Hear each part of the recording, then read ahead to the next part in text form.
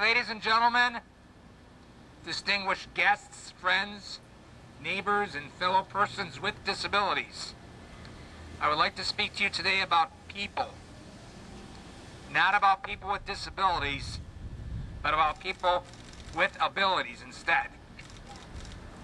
We all have abilities. Walking, talking, bending, lifting, feeding ourselves, dressing and bathing ourselves, shopping for things we want and things we need, communicating, traveling where we want, when we want, and simply coexisting. We're able to work in our desired fields for the most part and have the opportunity, all of us, to provide a good life for ourselves and our families. So in short, we all have abilities.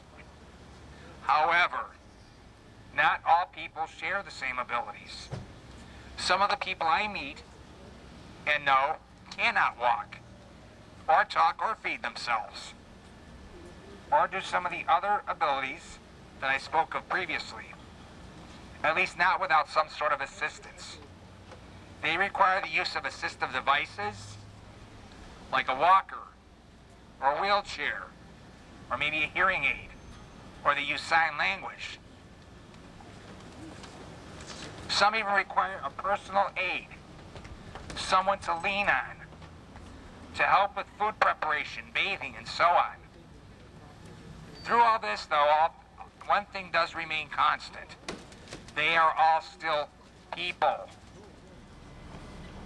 The main reason I brought this group together is that I knew I could not be the only disabled person that feels as if they are an ignored minority. We can be productive assets to our community. We'll give it a chance and not ignored or shunned like we have a deadly contagious disease.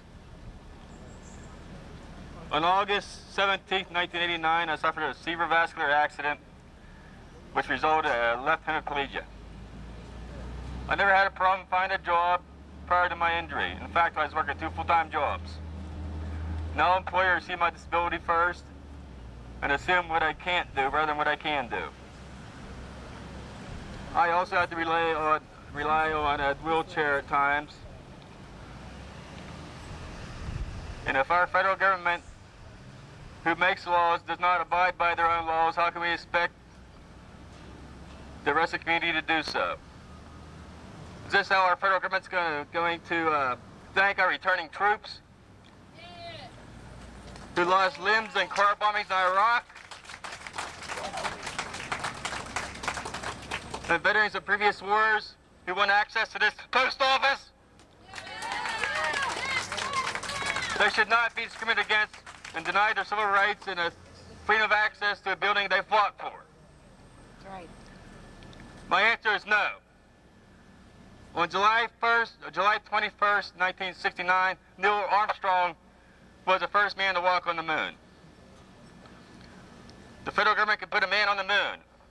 And now, July 26th, 2007, 38 years later, the federal government experts say that it is not possible to construct a ramp because it's too complicated. This is a giant step backward for mankind. You get in. They block the way for us. Get in. They block the way. Excuse me. I understand it, and I sympathize. Take and it I'm on down. your side. Okay, I'm on your side, but you cannot block the access. Okay. Take it down. You're not blocking. I'm asking for a peaceful resolution. I think we should not hear it. That's all I'm asking. Okay. Don't we want to Absolutely. There's a very simple solution here, a peaceful solution. If you can get this gentleman to make a commitment to us that he will meet with representatives of our group or make a representative debate himself, and we will do it. Can you do that? I can bring the message to the district that we will. No, they're asking you to give them a name of someone they can talk to meet with. Uncle Sal! going to talk with Victoria offline. She's the organizer. I think the solution to this is for you to give them either your supervisor's name and number where they can contact that person, and then that probably will resolve the problem. Okay. Because you understand, they think they're getting around here. And basically, if you're not telling them, We know. 10 years. 10 years of runaround.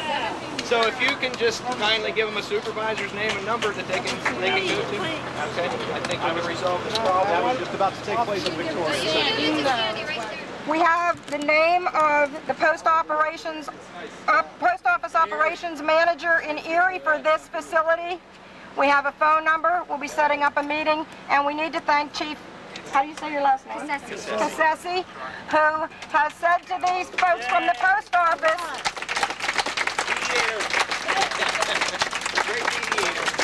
the chief has asked that the post office here, specifically Mr. Kelly, make sure that police department gets a letter from the post office asking for a handicap spot right here in front of this post office, and you all did that, and that's going to be voted on at their August 6th council meeting, so good job.